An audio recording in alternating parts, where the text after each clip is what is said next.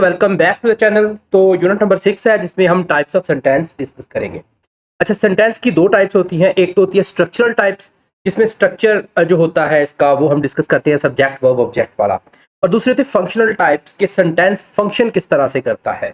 As a simple sentence, negative sentence, interrogative sentence function करता है। Simple सी चीज़ है ये समझने वाली, अगर आपने गौर से समझ लिया तो ये आपके पेपर का 4 से 5 नंबर का एमसीक्यूज है, दोनों को मिलाकर। ठीक है, तो स्ट्रक्चरल टाइप्स को पहले डिस्कस करते हैं। इसमें सबसे पहले है सिंपल सेंटेंस। सेंटेंस की जो डेफिनेशन है वही सिंपल सेंटेंस है। ठीक है, simple sentence consist of one independent clause. One independent clause, independent का मतलब होता है खुद मुख्तार। ऐसी क्लॉज जो खुद ब खुद मीनिंग कन्वे कर सके बगैर किसी दूसरी क्लॉज की हेल्प के, उसको इंडिपेंडेंट क्लॉज बोलते हैं। ठीक है, simple sentence consist of one independent clause. अब इट हैज अ सब्जेक्ट, दो पार्ट होते हैं इसके। एक तो इसमें सब्जेक्ट का होना जरूरी है and a verb and expresses a complete thought. ठीक है, एक वर्ब हो, एक सब्जेक्ट हो और ये कंप्लीट थॉट एक्सप्रेस कर रही हो, तो ऐसी सूरत में हम सेंटेंस को इंडिपेंडेंट क्लॉज बोलते हैं। समझ आई बात की? इंडिपेंडेंट क्लॉज जो खुद ब खुद मीनिंग कन्वे कर सके, इसके अंदर एक सब्जेक्ट हो, एक वर्ब हो और कंप्लीट थॉट कन्वे हो। It may have compound subjects. अब सब्जेक्ट से एक से ज्यादा भी हो सकते हैं, जैसे अली, नासर एंड अहमद। ठीक है, और कंपाउंड वर्ब्स, वर्ब भी एक से ज्यादा हो सकते हैं। But it remains a single clause, लेकिन वो फिर भी एक सिंगल क्लॉज रहेगी। लेकिन इसके लिए एक कंडीशन है, फेडरल बोर्ड के रूल्स के मुताबिक है कि अगर आपके पास सिंगल सब्जेक्ट और डबल वर्ब है ना, तो सेंटेंस आपका कंपाउंड बन जाता है, सिंपल नहीं रहता।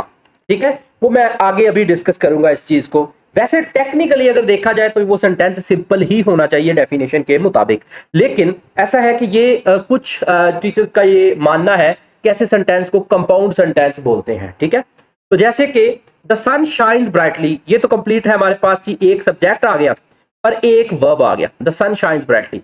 शी लव्स, एक सब्जेक्ट आ गया, एक वर्ब आ गया। Ali and Sara, double subject है, सिंगल वर्ब है, प्लेट। ठीक है, the cat slept on the, ये भी single subject. He bought a new car, तो subject plus verb, subject plus verb. ठीक है, तो ये कॉम्बो हमारे पास बन गया। ठीक है, ये हो गया सिंपल सेंटेंस।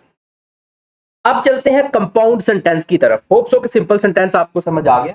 अगर नहीं आया तो आप मुझे कमेंट में पूछ सकते हैं। व्हाट्सएप का नंबर जो है वो स्क्रीन पे गिवन है, वहां पे आप मुझे अप्रोच कर सकते हैं।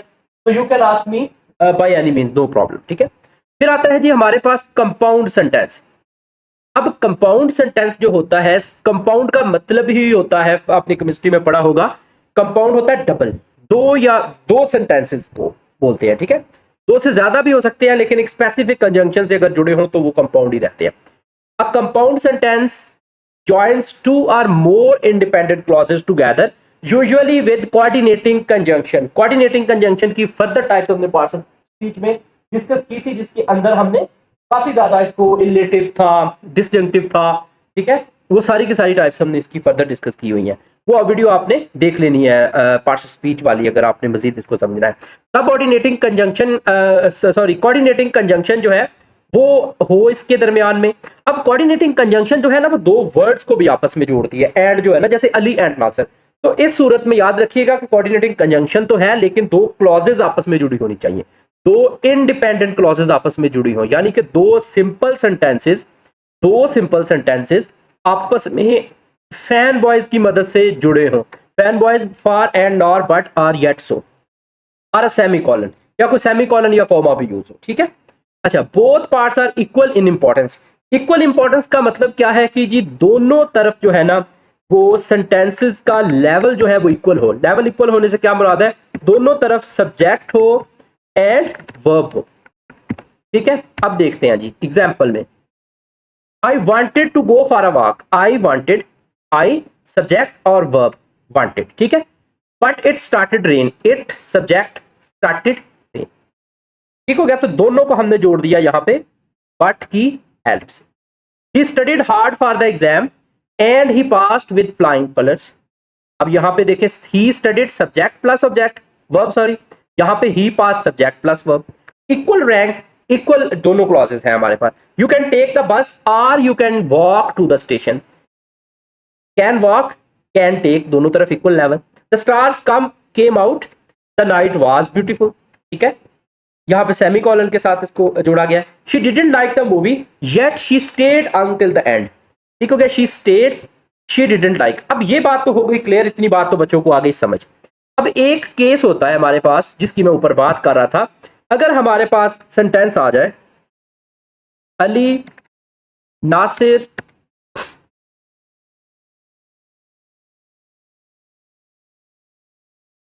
And Ahmed are playing football. ठीक है, अब देखें यहां पे हम लगाएंगे कॉमा। अब मेरे पास है तीन सब्जेक्ट, एक है अली, एक है नासिर और एक है अहमद, जो कि हमने कोऑर्डिनेटिंग कंजंक्शन से आपस में उसको जोड़ा है। लेकिन वर्ब मेरे पास है एक प्लेइंग। तो ऐसी सूरत में आपका सेंटेंस सिंपल होगा, कंपाउंड नहीं होगा। अगेन मैं बता रहा हूं, ऐसी सूरत में आपका सेंटेंस सिंपल होगा, कंपाउंड नहीं होगा। दूसरी कंडीशन एक है, अगर मेरे पास एक स्टेटमेंट है, जैसे कि मैं कहूं अली एट एंड स्लेप्ट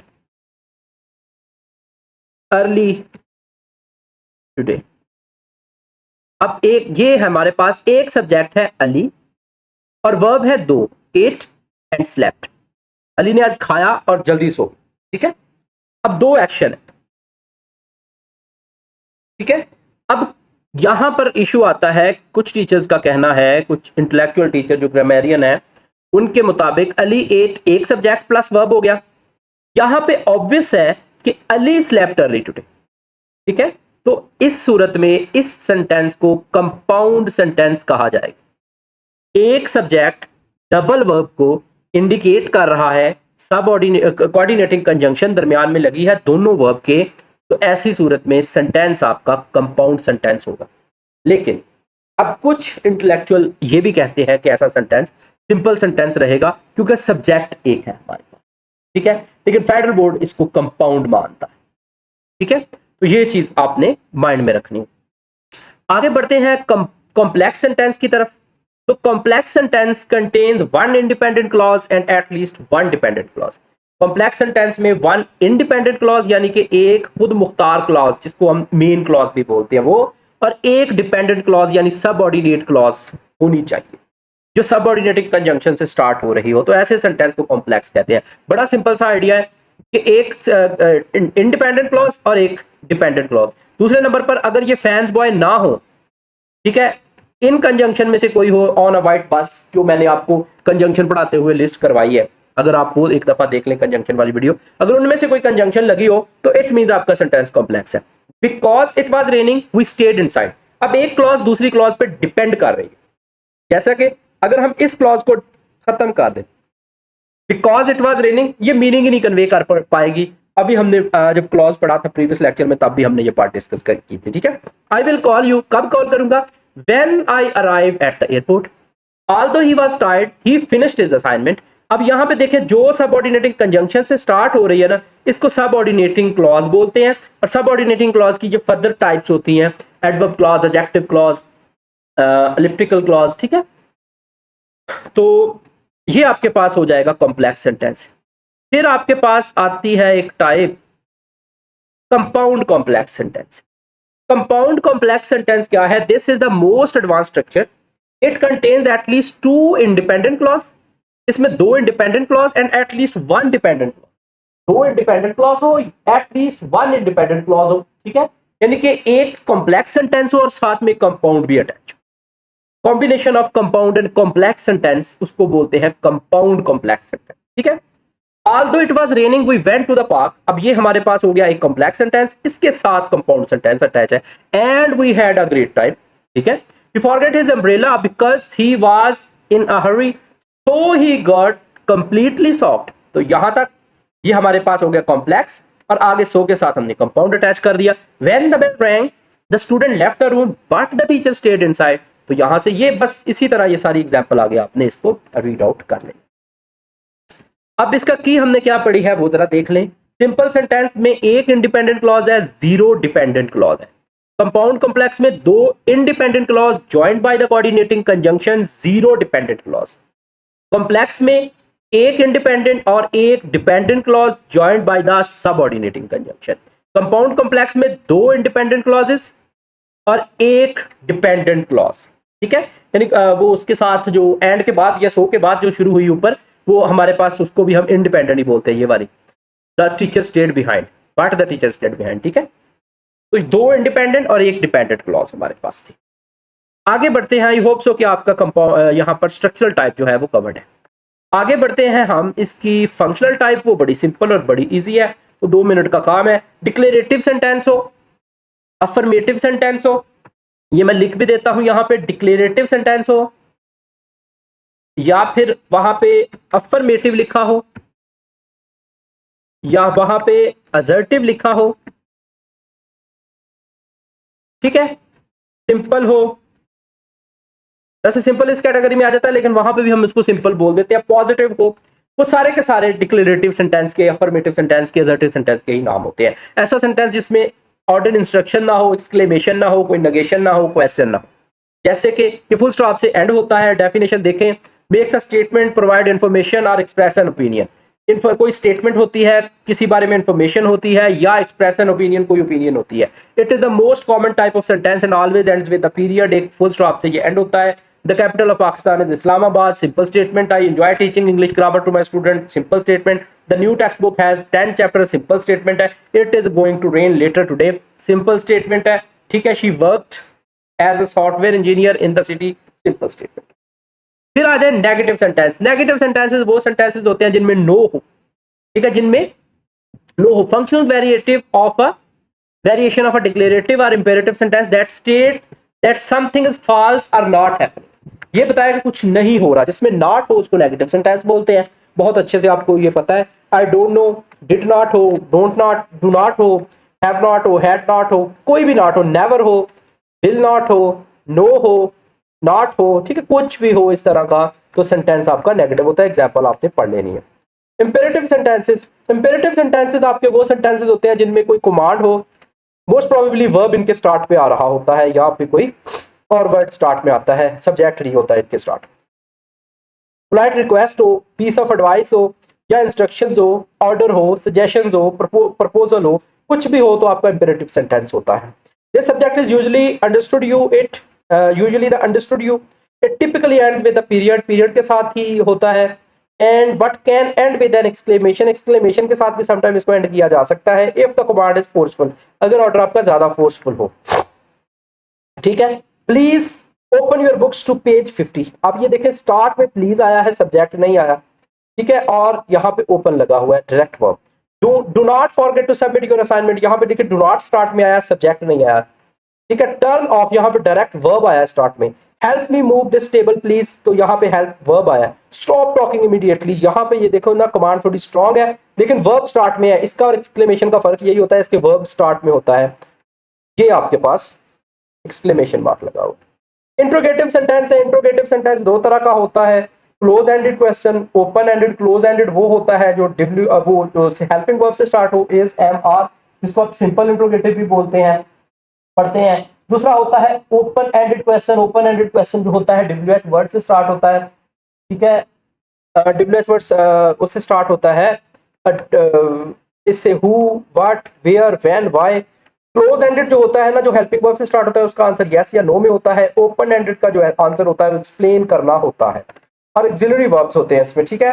अच्छा, आगे जी क्वेश्चन मार्क होता है एंड पे। Have you finish the 10th grade syllabus, ये क्लोज एंडेड है। हैव स्टार्ट में है। Where did you put the keys, तो ये ओपन एंडेड है। कैन क्लोज एंडेड है। व्हाई ओपन एंडेड है। हु ओपन एंडेड, ठीक है, इनको पढ़ लेना। एंड पे क्वेश्चन आया। लास्ट टाइप नहीं है, सेकंड लास्ट टाइप है ये एक्सक्लेमेटरी सेंटेंस। एक्सक्लेमेटरी सेंटेंसेस वो वाले सेंटेंसेस होते हैं जिसमें कोई एंगर हो, जिसमें कोई गुस्सा हो, सरप्राइज हो, इमोशंस हो, स्ट्रॉन्ग इमोशंस हो, ठीक है, एक्साइटमेंट हो। एंड ये मोस्टली इसी पे ही एंड होता है, या ये स्टार्ट में आ जाएगी या एंड पे चली जाएगी, ठीक है। ये वो एक्सक्लेमेशन वो होती हैं, इंटरजेक्शंस के लिए इस्तेमाल होती है। What a beautiful sunset this is, ठीक है। I can't believe we won the competition. अब इसमें कैसे पता चलेगा एक्सक्लेमेशन के बावजूद कि कौन सा इंपेरेटिव है? इंपेरेटिव के स्टार्ट में वर्ब आता है, ये मैं पहले भी बता चुका हूं। एक्सक्लेमेशन के स्टार्ट में वर्ब नहीं आता। That was an incredible difficult exam. ये इस तरह भी हो सकता है, अगर मैं लिखूं लॉस एक्सक्लेमेशन डल जाए यहां पे, आई लॉस माय पर्स, ठीक हो गया, लास्ट पे फुल स्टॉप, या फिर लास्ट के बाद कॉमा डले, I lost my purse, and पे एक्सक्लेमेशन चली जाए, फिर भी ठीक है। एग्जाम्पल आप जरा इसकी एक दफा रीड कर लीजिएगा। फिर आपके पास आता है जी ऑप्टेटिव सेंटेंस। लास्ट पे ऑप्टेटिव सेंटेंस होता है कोई विश हो, कोई डिजायर हो, कोई प्रेयर हो, कोई कर्स हो, दुआ जिसको बोलते हैं, ठीक है। These sentences often begin with words like may, would, that, wish, ठीक है। May you live long, would that I were a bird, may God bless you, I wish you a very happy journey, may peace prevail in the world, may Pakistan live long। ये वाले जो sentences होते हैं इनको हम बोलते हैं optative sentences। तो आगे इनसे रिलेटेड हमारे पास है जी MCQs, तो इंशाल्लाह वो नेक्स्ट वीडियो में हम डिस्कस करेंगे, आप लोगों के साथ शेयर करेंगे ये MCQs इनसे रिलेटेड। फिर 7वां चैप्टर नरेशन है, तो इसी तरह इंशाल्लाह ये सिलेबस से 1-2 दिन में हम खत्म करेंगे, क्योंकि 23 को आपका पेपर है। तो अब तक रखिएगा बहुत सा ख्याल, तो इस चैनल को अपने दोस्तों के साथ शेयर कीजिएगा। अल्लाह।